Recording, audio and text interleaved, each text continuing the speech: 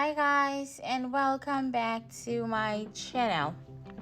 Okay, so today guys, I'm going to be showing you how to make the number 8 cake topper, and I already made the number 0 to 9 for you guys in a playlist, and I'm going to put the right card right up here for you to see if you'd like to see any other number apart from the number 8.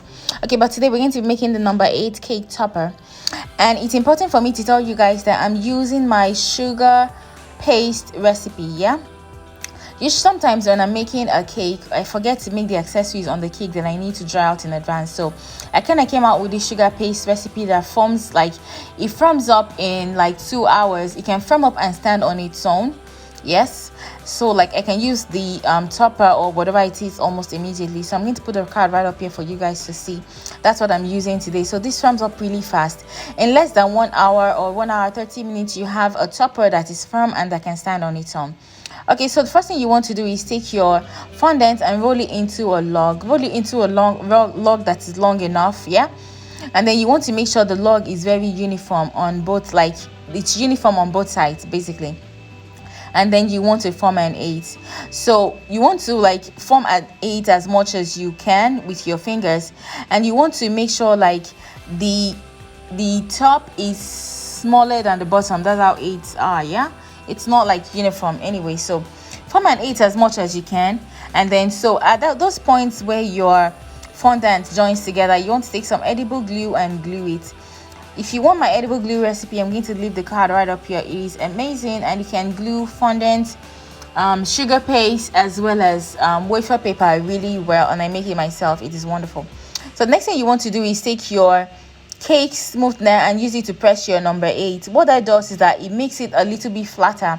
It makes it spread to the sides. That way it is more stable, it is nicer, and you can do a lot more design on it than if you left it to be round and in a log shape.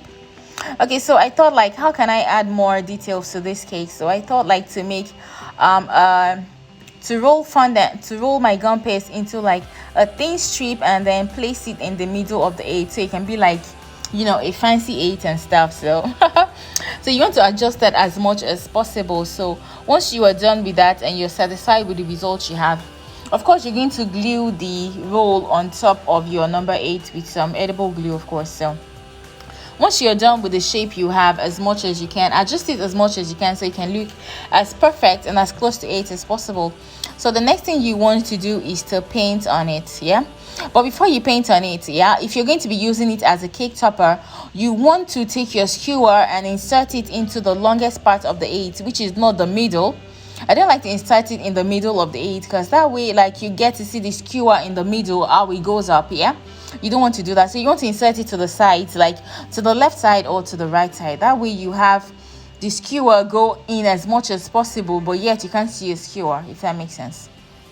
Okay, I kind of forgot to do that for this video. So if you want to see how I did that, check out any of my figure number topper videos. I did that for every other one except this one. I don't know how I forgot. So I took some gold color just to give it some some oomph and to make it a little bit more detailed, and I did some polka dots and it with some gold food coloring, and then painted the log in the middle, and that's all, and she became a very pretty 8. So if you're going to be doing this for any cake, make sure the color you're using matches the color of your cake, and then there you have it. So if you want to check out any of my number videos as well, feel free to do so. I left a playlist for you guys, and I have a list of my favorite cake tools in the description box below in case you like to check out something you might like in that too as well. Thank you, and I will see you in my future videos. Bye.